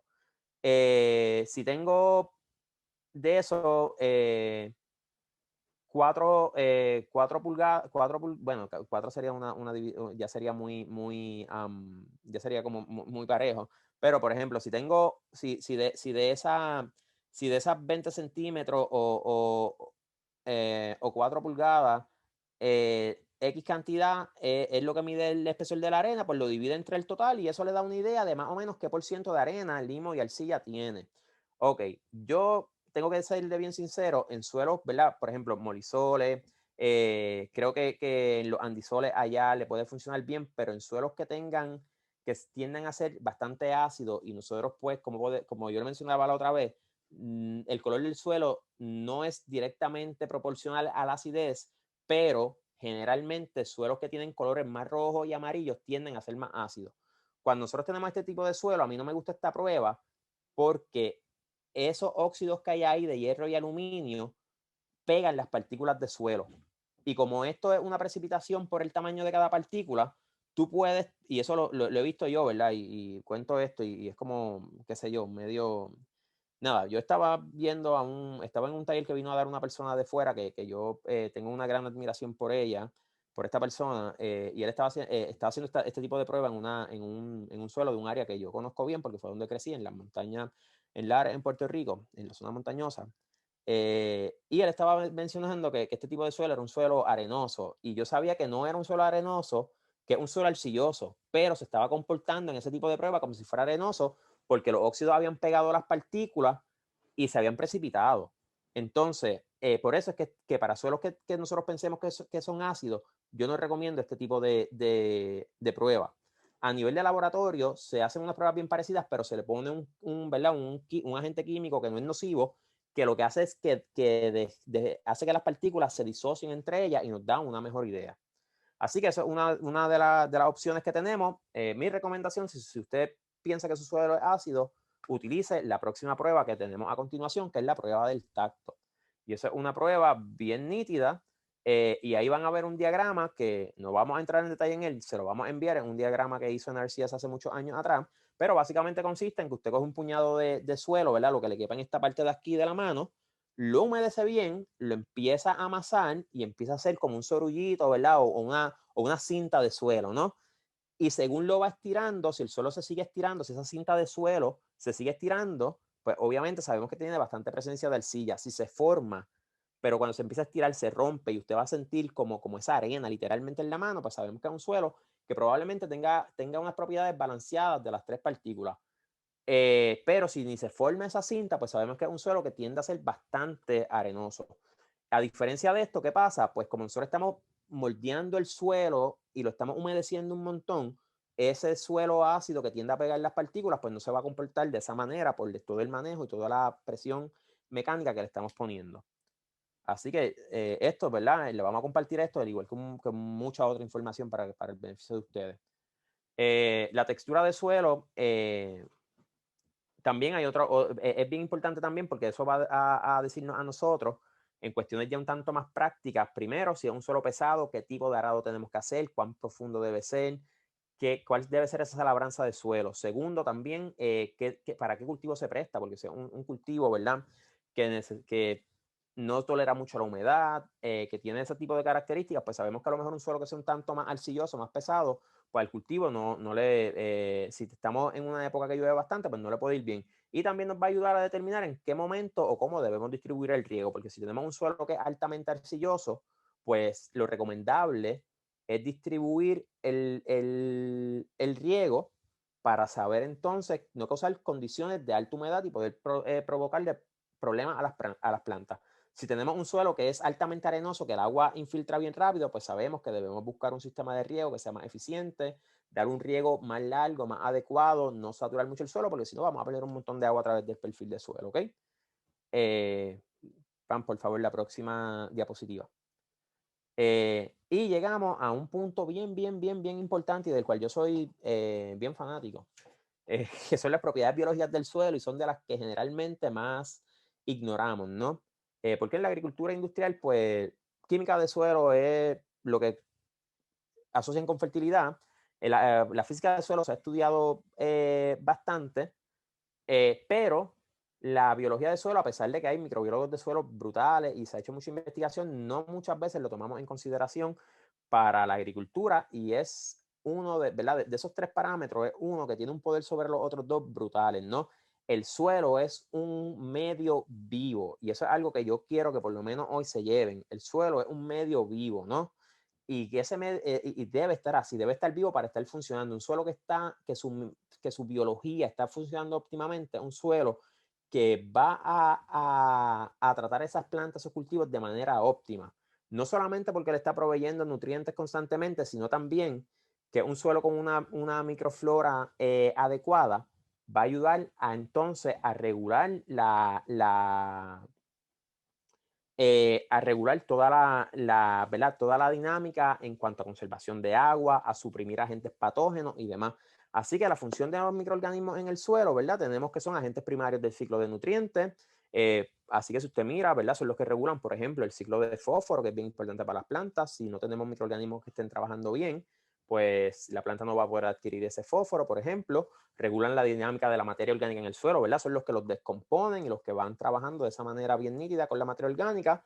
Bien importante lo que le hablaba ahorita, secuestran carbono orgánico y otros gases de invernadero, modifican la estructura física y ayudan a la retención de agua y mejoran la adquisición de nutrientes por parte de la planta y su salud, porque como le mencioné, muchas enfermedades que son nativas del suelo, suelos que estén funcionando con una microbiología adecuada, pues van a suprimir. Eso es como yo le doy el ejemplo a la gente de nuestra flora bacteriana intestinal. Muchas veces si pasamos por un tratamiento de antibióticos donde nos eliminan, sabemos que tendemos a tener un tanto de problema gastrointestinal y por eso es que nos dan muchas veces un probiótico. Lo mismo pasa en los suelos agrícolas. Los suelos agrícolas, si nosotros los manejamos de mala manera, si le ponemos todos los sidas, como yo digo, ¿verdad? Plaguicidas, pesticidas, herbicidas por ahí para abajo, estamos matando esa microflora, al igual que si utilizamos indiscriminadamente los abonos nitrogenados o sintéticos. Y esto era lo que yo estaba mencionando, ¿no? El suelo es un medio vivo y esa imagen que tienen ahí, que es bien chévere, dice ahí, ¿verdad? Que el suelo alberga un cuarto de la biodiversidad del planeta. Y en una cucharada de suelo saludable hay muchas más veces organismos que seres humanos en el planeta Tierra. Por eso es bien importante que tengamos eso en consideración, ¿no? Así que ahora vamos a ir sobre qué prácticas podemos implementar a nivel de nuestra producción para mejorar la materia orgánica y que eso nos ayude a mejorar nuestra fertilidad en general del suelo, ¿no? ¿Qué es materia orgánica? Pues son los restos de organismos de plantas, animales, una vez se mueren y se descomponen. Este proceso ¿verdad? De descomposición en su mayoría se lleva a cabo por los microorganismos del suelo, que son los que reciclan esos nutrientes, ¿no? Y toda esa materia. También participan otros tipos de animales que viven en el suelo, como lombrices, insectos y otros invertebrados, y por ahí para abajo animales mucho más grandes, no solamente los microorganismos. Y de este proceso se origina lo que es humus, que es lo que vamos a ver en el próximo diapositiva cuando hablamos de humus, qué es lo que es, ¿verdad? Y humus, pues también conocemos que es la famosa comida, ¿verdad? Hecha a base de garbanzo. Pero en el caso de suelo, cuando hablamos de humus, es el material orgánico, la materia orgánica en su máximo estado de descomposición en un punto, ¿verdad? Y puse máximo entre comillas, porque como quiera ese humus que está ahí, se va a seguir degradando a lo largo del tiempo, generando otras sustancias que son bien buenas para el suelo y para nuestra producción, pero pues ya eso sería una clase un tanto más avanzada de química del suelo, ¿no? Y yo le digo a la gente, miren, cuando usted sabe que tiene humus, de verdad, cuando usted lo coge y está como eso que está y que no sabemos, y esto es un ejemplo un tanto exagerado, si es una rama de un árbol o si fue el brazo de una persona, por decirlo así, ¿no? Es que está descompuesto ya a un punto que no sabemos de dónde provino, ¿no? Y esto fue un ejemplo, ¿verdad? Una hipérbole, ¿no? Así que ese es el tipo de materia orgánica que nosotros queremos tener en nuestro suelo, en especial en suelos agrícolas que están en funcionamiento constantemente. ¿Cómo podemos proveer humus al suelo en nuestra operación agrícola? Pues miren, lo más popular y súper efectivo, lo que es composta, ¿verdad? Y la composta es un producto del proceso por el cual se descomponen los residuos orgánicos por la acción de microorganismos y otros organismos naturales de modo aeróbico. Es un proceso de reciclaje de nutrientes y aporte de vida al suelo, de manera que aprovechamos los materiales, de otra manera se convertirían en desperdicio. ¿Verdad? Y hay un dicho de los españoles que dicen, ara profundo, tira basura y al infierno los libros de agricultura, por decirlo de alguna manera. Y cuando hablan de basura, están hablando de todo ese desperdicio vegetal. En el caso de Puerto Rico era bien común que en antaño, ¿verdad? En las fincas se hicieran como unos hoyos, unos huecos bien grandes y ahí se fuera depositando todo el material vegetativo. Y luego de ahí sacaban tierra buena, como ellos le decían, para utilizarlo en la siembra. Y eso, ¿verdad? Eso era un aporte de humus. El proceso de compostaje lo que está haciendo es acelerando esa descomposición que en condiciones naturales tomaría una cantidad de tiempo bastante larga. Así que vamos a hablar un poquito en los próximos slides de ese proceso de composta. De igual manera, si usted quiere desarrollar un plan de composta para su siembra y necesita ese tipo de asesoría y demás, quedamos a la orden para poderlo ayudar más en detalle, ¿no? ¿Qué nosotros debemos hacer si queremos producir composta en nuestra finca? Pues miren, es bien importante dónde la vamos a localizar, ¿no? Se debe localizar en un lugar que sea relativamente cerca al huerto, por cuestiones de cómo le estamos transportando, pero usted, de acuerdo a su operación, a su diario vivir, pues entonces, ¿verdad? A su operación en su finca, entonces decide dónde puede ser, si es más cerca, si es más lejos, dependiendo también los equipos que tenga. El lugar no debe tener humedad o sombra en exceso, porque humedad en exceso va a causar que no se lleve a cabo el proceso de composta, porque el proceso de composta requiere de que suban unas temperaturas, que lleguen a unas temperaturas bastante altas durante cierta cantidad de días para que se pueda descomponer esa materia orgánica y de igual manera sea un producto que sea inocuo, que no tenga ningún tipo de patógeno, ni tampoco que tenga semillas de maleza y demás que sean viables. El suelo donde ubique debe tener buen drenaje. Obviamente, si tenemos un evento de lluvia, no queremos que se acumule agua ahí, porque va a afectar ese proceso. Lo otro que tenemos, ¿verdad? Es ideal que tenga luz directa por aproximadamente 6 horas al día para remover cualquier humedad que tenga en exceso y que esté cerca de una fuente de agua, porque también hay que tener un balance en la humedad para que la composta llegue a esas temperaturas altas. Tenemos que tener una humedad adecuada en ella. Pam, por favor. Ok. Nada, es bien importante no ponerlo en pases de escorrentía de agua. ¿Por qué? Porque se va a llevar, ¿verdad? Es cantidad alta de nutrientes que hay. Si el agua arrastra esos nutrientes que están ahí en esa composta, puede llegar a cuerpos de agua y obviamente no es porque sea un material que sea orgánico, pero igual puede ser peligroso para otros ecosistemas, en especial para cuerpos de agua. A continuación, ¿verdad? Son unas recetas que hay sobre composta en general. Pam, por favor, si puedes cambiarlo, te lo voy a agradecer. Eh,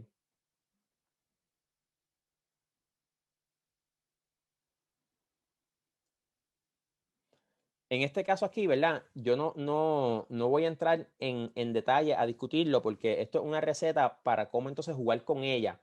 Pero lo que yo le voy a decir es, miren, muchas veces usted, y le voy a compartir unos videos, ¿verdad? De un canal de composta de acá, de un canal de un especialista de la estación experimental que explica en detalle cómo hacer la composta, pero usted utiliza los materiales que usted tenga.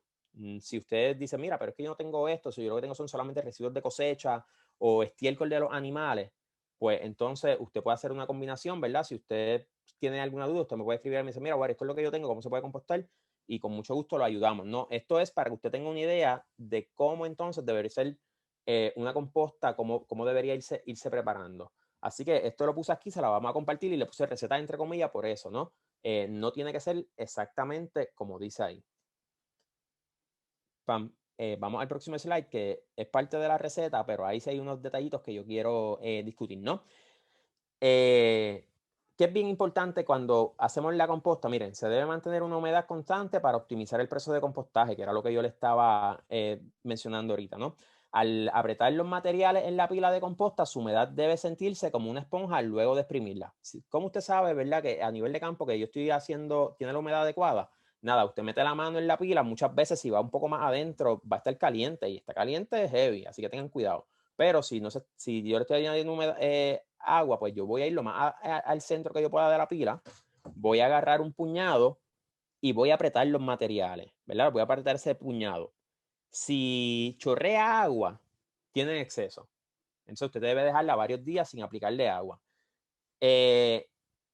Si está la cantidad de humedad adecuada, cuando usted suelta ese puñado, le va a quedar como una gotita o una peliculita de agua en su mano. Es como si usted coge una esponja de fregar, le exprimió todo el agua, luego vuelve y la aprieta y le va a dejar esa peliculita así. Eso es una medida bastante exacta de tener una humedad adecuada, ¿no? La temperatura debe alcanzar entre 140 y 160 grados Fahrenheit. Para los compañeros y compañeras de Guatemala se lo enviamos en centígrados, por lo menos por 7 días, ¿verdad? Esto va a asegurar que se destruyan los patógenos, semillas presentes en ese material. Y la composta, ¿verdad? Se puede voltear, que es recomendable, al menos una vez por semana podemos voltear la pila para airearla, ¿no? Yo le voy a mandar unos ejemplos también de cómo preparar unos tubos de PVC si usted quiere ponérselos por dentro de la pila para que corra el aire y no tenga que voltearlas. Son pilas que se llaman estáticas aireadas. Y el proceso de compostaje, dependiendo qué estemos compostando, puede durar desde un mes hasta 10 meses. Mi recomendación, si usted tiene la facilidad, pues siempre es bien importante que el material esté lo más cortado, lo más fino posible. Cuando estamos compostando madera, otros materiales que son bien altos en lignina, pues van a tomar un tanto más de tiempo. ¿Ok? Así que esa es una de las maneras principales de cómo aportar materia orgánica. Y aquí tenemos, ¿verdad? Las pilas de composta desde una pila bastante grande, de ya una escala más macro, hasta pilas para pequeñas operaciones. Y esto que tienen ahí es un termómetro que es altamente recomendable que ustedes lo tengan y generalmente se consiguen en internet por precios bien bajos, porque es bien importante que usted lleve ese registro de temperatura de su pila de composta para asegurarse que cumplió con el proceso y que va a obtener un material que sea, como le dije, seguro, tanto para usted como para su producción y sus plantas.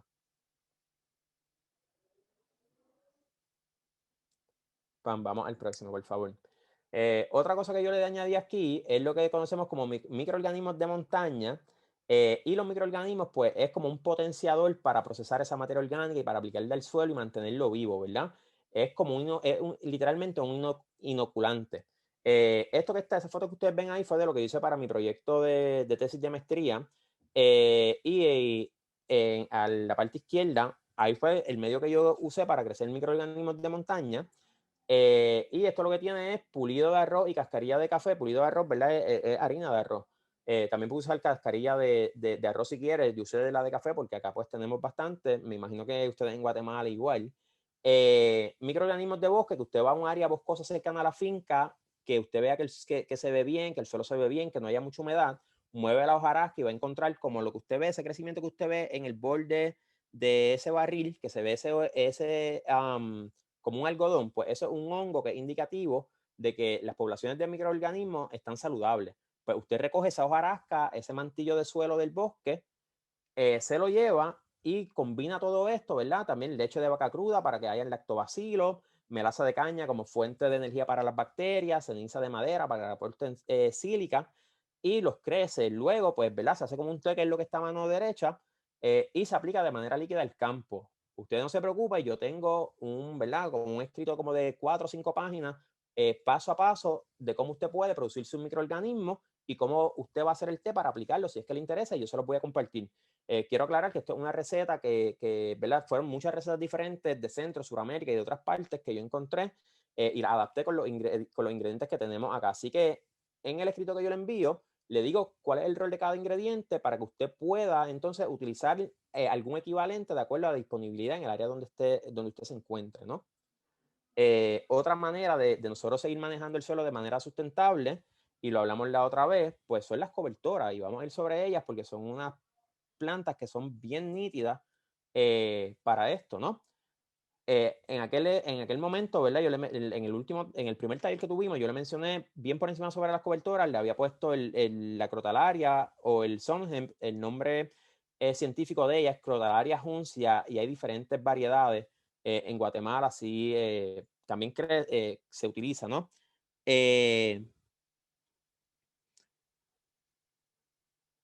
Rapidito, un paréntesis. Yendo atrás, usted puede comprar los microorganismos, esos que yo le enseñé allí, que yo crecía, los venden también de manera comercial, ¿verdad? Eso es lo que se llama microorganismos eficientes, ¿no?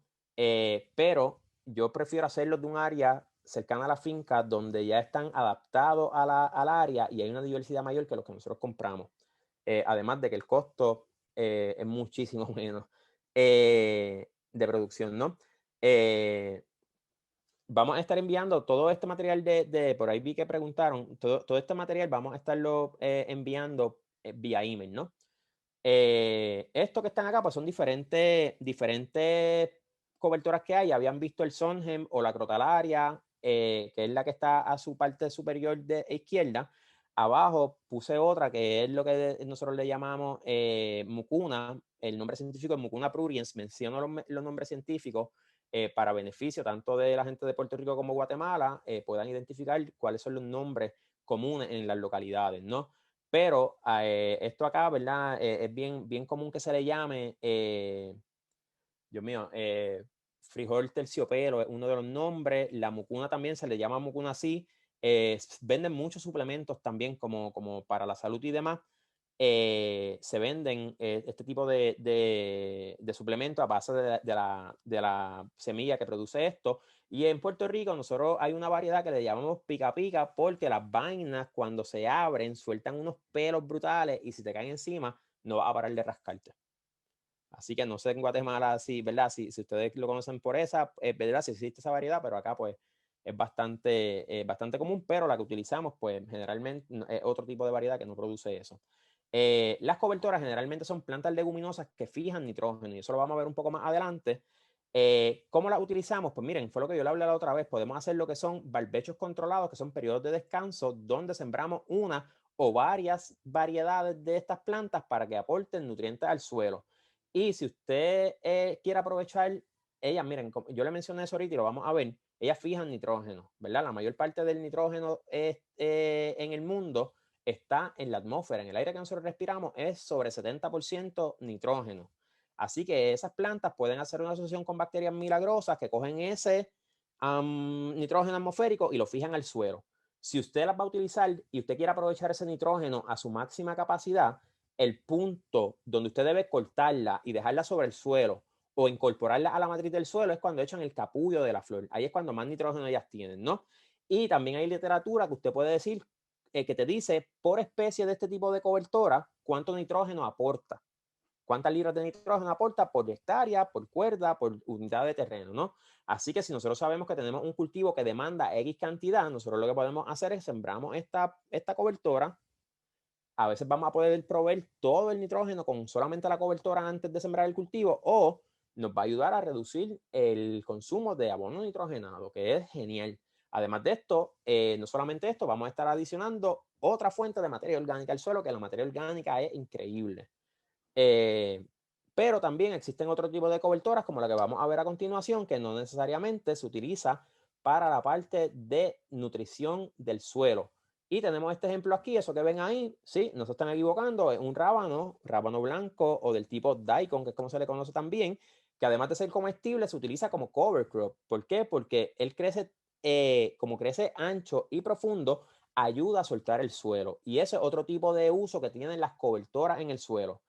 Si nosotros si tenemos un suelo que no queremos estarlo arando porque entendemos que podemos hacerle mucho daño, podemos utilizar lo que se llaman arados biológicos, que son con plantas que crecen como este tipo.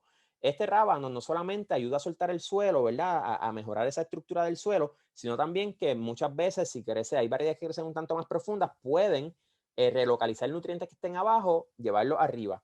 Y en este caso, lo que se hace es que una vez usted dejó que el cultivo creciera, se poda completo y se deja ¿verdad? Puede pasarle un aradito por encima, o si no, puede dejar que se descomponga y le está aportando también esa materia orgánica. Quiero mencionar que en cuanto a las cobertoras, usted puede buscar información en internet o hasta lo puede comprar de acuerdo a lo que usted quiera utilizarlo. Puede hacer un mix de diferentes cultivos y verle una mezcla y tirarlo, y entonces van a estar aportando nutrientes, modificando estructura y muchos otros más beneficios que tienen las cobertoras, además de que suprimen malezas de una manera genial. Pamela, por favor, la próxima. Quiero esta próxima diapositiva de cobertoras que vamos a hablar. Disculpa, ok. Esto que está aquí, esta es una foto de una finca en Puerto Rico y hace varios años. Y eso es otro tipo de cobertora que se llama crotalaria, que fija nitrógeno intercalado con el plátano. Y esto es genial porque la cobertora le está aportando nitrógeno al plátano, pero también está suprimiendo las malezas, está ocupando ese espacio que de otra manera el agricultor o agricultora tendría que estar dando de yerbo. Muchas veces, pues, por X o Y motivo, incurren en utilizar herbicidas que son detrimentales para el suelo, y esto le imparte unas características y unas propiedades, ¿verdad? Esa siembra superiores, incluso cuando las matas de plátano son un poco propensas a caerse, en muchos casos cuando se utilizan cobertoras, se desarrollan mucho mejor, y no importa que ya estén en producción o haya eventos de viento fuerte y demás, no tienden a caerse mucho menos, ¿no? Y por último, sobre las leguminosas, lo que quería hablar de que la mayor parte de los cover crops que se utilizan son de este tipo de plantas, es mostrarle lo de las bacterias, cómo es que ellas trabajan y fijan el nitrógeno, ¿no? Así que en esta próxima diapositiva vamos a ver cuál es esa interacción para que vean que, ¿verdad? Aunque son microscópicas, pues podemos verlas, ¿no? Y si nosotros removemos estas plantas del suelo, vamos a poder ver las raíces, y en las raíces van a ver esos tumorcitos que están ahí. Esos nódulos, que es como se le llama, ahí es donde están alojadas esas bacterias y están fijando nitrógeno, ¿no? A cambio de esto es una simbiosis. A cambio de esto, la planta le provee azúcares para ellas poderse mantener. Si nosotros abrimos, ¿verdad? Y esos nódulos ahí son pequeños, pero hay plantas, ¿verdad? Bien grandes, o árboles de esta familia, que echan unos nódulos de tamaño considerable. Si usted corta transversalmente uno de estos nódulos, lo va a ver como ese color que está ahí, rosita tenue o color guayaba, como nosotros le decimos acá. Eso es indicativo de que esas bacterias estaban fijando nitrógeno. Y generalmente estas bacterias o rizobacterias las encontramos, ¿verdad? Están en el suelo, son endémicas del suelo. Solamente están esperando que llegue este tipo de planta, que son las leguminosas o las Fabaceae, de la familia Fabaceae, que son las únicas plantas que tienen esta característica. Muy bien. Así que eso es otra de prácticas que son integrales para un manejo de suelo eficiente, ¿no? Y lo otro que habíamos hablado la otra vez, y hoy vamos a ir un poquito más en detalle. Yo sé que estamos teniendo un poco de tiempo, creo que eso lo había dicho a varias personas, que el webinar hoy iba a ser, la otra vez lo habíamos hablado, que iba a ser un poco más extenso por la cantidad de información que hay.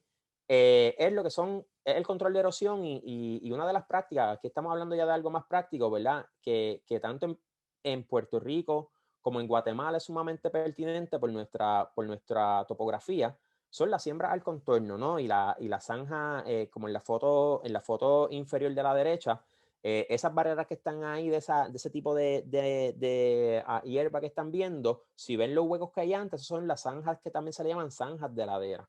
Y esas son prácticas que deben ser integrales cuando estamos haciendo agricultura en la montaña. De hecho, esa foto de la izquierda superior es una siembra de café de Guatemala, casualmente. Era una foto que no es mía, la tenía en una presentación de hace varios años porque me la facilitó un amigo.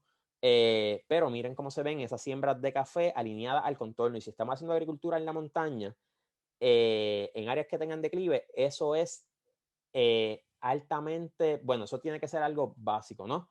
Así que ahora yo le voy a pedir a Pamela que pare de compartir su pantalla. Yo voy a compartir una presentación que me facilitó alguien del Servicio de Conservación de Suelos, que ya se retiró hace unos años atrás, y con quien yo aprendí un tanto más sobre estas prácticas y a utilizar unas herramientas que son bien sencillas. Así que yo voy a compartir por acá mi pantalla, y le voy a explicar a ustedes cómo ustedes pueden hacer una herramienta casera para marcar la siembra al contorno, marcar la zanja, las zanjas de ladera, zanjas para escorrentía de agua y demás.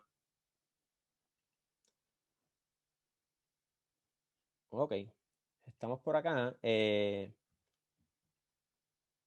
Déjame mover esto por aquí.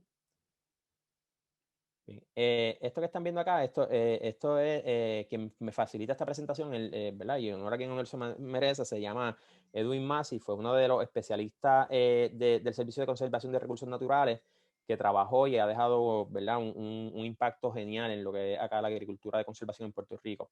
Pues miren, que el contorno, como yo les decía la otra vez, es una línea imaginaria, al igual que a igual elevación, ¿no? Va a ser una línea, si tenemos la pendiente aquí, son líneas horizontales, como estábamos viendo ahí. El relieve se representa mediante curvas de nivel, que es lo que ustedes están viendo en ese mapa que tienen a su derecha, pues están viendo curvas de relieve. Cada curva de esas pues tiene una altura diferente, ¿no? Pero, como yo lo había mencionado otra vez, cuando usted va a marcar el contorno, está en su pendiente y usted dice, ¿cuál es mi línea de contorno? Yo quiero empezar la siembra aquí, pues ahí empezó su línea de contorno y va a mantener el mismo nivel de esa línea ¿verdad? A lo largo, en la parte horizontal, una línea horizontal de su área de siembra. Esto que está acá, ¿verdad? Y es rapidito, es un ejemplo de cuánto puede retener de agua un acre si tuviera prácticas de conservación y siembra al contorno, ¿no? Y esto es un suelo en Puerto Rico que se llama mata, es un multisol que es bien típico de nosotros. Y miren cuánta agua puede ayudar a mantener cuando incorporamos materia orgánica, cuando tenemos estas prácticas. En general se estima que pudo acumular 21.668 galones de agua por un periodo de un año. Esto lo dejé solamente ahí para que ustedes vean cuán geniales son estas prácticas e implementarlas, ¿no? Y quienes hemos hecho agricultura, y ustedes que son agricultores y agricultoras, saben que la agricultura es altamente demandante de agua. Bueno, volviendo acá, tenemos lo que son los contornos y las líneas de nivel. Así es como se ven, ¿verdad? Esas son las líneas horizontales en el declive. ¿Y cómo las vamos a marcar? Pues miren, lo primero es que si nosotros estamos haciendo zanjas de ladera o zanjas de infiltración o vamos a poner siembras permanentes, barreras contra el control de erosión permanente al contorno, pues generalmente llevan una distancia entre cada una de ellas. Entonces, la distancia se mide en base a profundidad y debe ser a profundidad de 1 metro. Pero nosotros no tenemos 1 metro aquí así en la ladera y aquí tenemos lo otro, tenemos un declive, ¿no? ¿Verdad? Y ese declive, mientras menos pronunciado sea, más largo va a ser el espacio en nuestra zanja, entre nuestra franja al contorno o zanjas para controlar la erosión, ¿no? Así que como yo mido esto, generalmente se recomienda que en suelos que tengan menos de 15% de inclinación sean a 1 metro de profundidad. Y si tienen más de eso, pues más de 15% a 0.75 metros. ¿Cómo yo mido esa profundidad? Pues miren, bien fácil. Vamos entonces, esto que está acá, ¿verdad? Yo le vamos a compartir esta información también y tiene más o menos, ¿verdad? Para que ustedes entiendan, ¿ves? Esto es un ejemplo bien básico de un suelo con 30% de inclinación desde la primera punto al segundo punto, 1 metro de profundidad se encuentra a 3 metros de distancia de la superficie. A menor inclinación, pues va a ser más largo. Va a estar 1 metro de profundidad, va a estar a 7.5. ¿Y cómo yo mido esto? Pues miren, miren qué lindo se ve esto. Esto es en Santa Cruz. Esto es siembra al contorno, una franja, ¿verdad? Hechas permanentes con moringa para ayudar al control de erosión.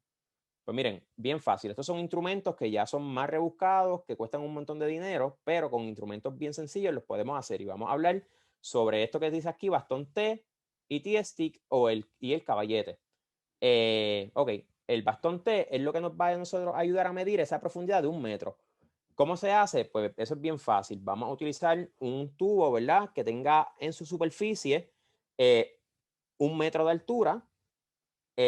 Vamos a ponerle otro puente arriba en forma de T, por eso se llama T-stick, como el que ella tiene. Podemos hacer una mira con un pedazo también de tubo PVC y una burbuja de carpintero. Lo amarramos sobre todo, que esté todo a nivel.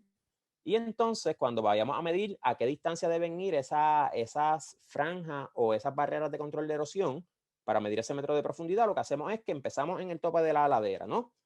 Tenemos nuestro primer punto aquí. Nos vamos alejando mirando con el bastón, ¿verdad? Y cuando nosotros veamos esa punta de lo que pusimos aquí, puede ser un banderín, puede ser cualquier punto que usted haya puesto a ese nivel, usted se sigue alejando y cuando usted pueda ver a través de esa mira y esa burbuja, ese nivel esté en nivel 0, ¿verdad? Esté balanceado, que usted vea la parte de aquí, pues eso le dice que hay 1 metro de profundidad. Por eso es que ese bastón en forma de T tiene una altura de 1 metro. Y así es como usted mide 1 metro de profundidad, sumamente fácil. Esto que está acá fue un invento que este señor le hizo, ¿verdad? Que le puso un pie amigo, como él dice, porque cuando estamos pegando en declive y demás, pues eso nos va a ayudar a mantener un nivel más adecuado y poder coger esa medida exacta.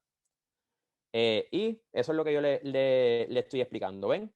Marcamos nuestra primera área o donde vamos a hacer nuestra primera contorno para evitar la erosión y nos vamos alejando hasta que a través del TSD, cuando está a nivel, vemos el pie de esa bandera. Y así es como funciona esto. Y es un instrumento que usted lo construye por menos de $10. Lo otro que nos va a ayudar a nosotros entonces a marcar las líneas que estén al mismo nivel es esto que está acá, que se llama el caballete, ¿no? Y lo que hacemos, esto básicamente se puede hacer de madera o se puede hacer en PVC.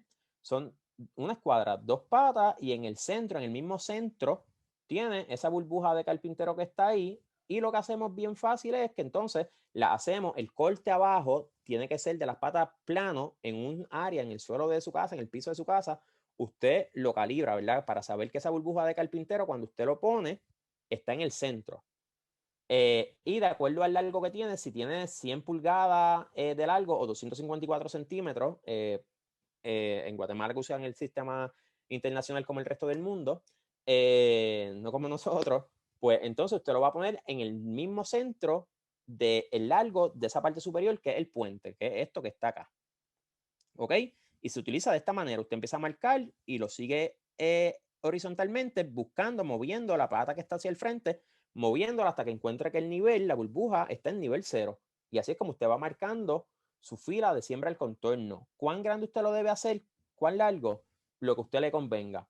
Yo generalmente los preparo a 6 pies, pero porque es que en Puerto Rico, una de los principales cultivos en la montaña, plátano, café y demás, pues la distancia que mayor se utiliza es 6 pies de distancia. Entonces, en ese caso que usted está utilizándolo para marcar los huecos de la línea del cultivo, pues yo lo hago a la distancia de siembra de ese cultivo. Así que usted lo puede hacer a la distancia de siembra que sea adecuada para usted.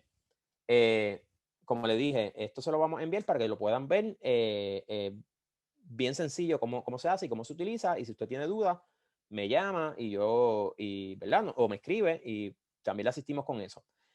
Otra cosa que se puede hacer, ¿verdad? Esto es un ejemplo de cómo hacerlo en madera. Si usted lo que tiene en madera, hágalo. Yo lo hago en plástico porque es mucho más liviano ¿verdad? Para poderlo manejar en áreas de declive. Y literalmente marcar contornos con esto es bien sencillo, bien fácil. Lo otro es la figura A, ¿verdad? Que está ahí. También vamos a compartirle la información de cómo se hace. Y lo único que yo hago a diferencia es que la figura A, en vez de utilizar ese péndulo para marcar el declive, ¿verdad? Para saber que estamos a nivel, pues yo lo que hago es que en esta parte aquí, en el puente, ahí incluyo una burbuja de carpintero que es más fácil que estar utilizando ese péndulo, ¿no? Pero yo desde que yo descubrí el caballete, me olvidé de la figura A. Ok, déjenme buscar algo aquí rapidito. Lo otro que quería explicarle del caballete, si usted quiere, en áreas que sean más llanas, ¿verdad? Que usted prácticamente no pueda ver el declive, y usted quiere darle a la zanja, igual cuando está marcando las zanjas de ladera que son horizontales, si usted quiere darle un declive para que corra el agua, usted lo que hace es que hace una pata más corta. Por ejemplo, si mi puente mide, ¿verdad? 100 pulgadas y yo le quiero dar 100 pulgadas o 254 centímetros y yo le quiero dar un 3% de inclinación, pues yo saco cuánto en pulgadas ese 3%. De 100 pulgadas, pues el 3% son pues 3 pulgadas, ¿verdad? Y eso es un ejemplo bien básico. Pues yo hago una pata más corta, 3 pulgadas más corta y ya me estoy asegurando que tengo ese por ciento de inclinación para marcar la zanja, ¿no?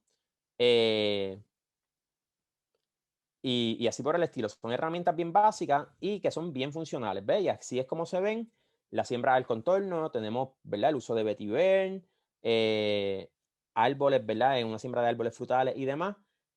Hacer el contorno y miren, y además de todos los beneficios que atrapa el suelo, también desde el punto de vista estético, el paisaje lo realza, ¿no? Eduardo, ¿cuán común son las siembras al contorno ahí en Guatemala? Actualmente es bastante común ver siembras al contorno.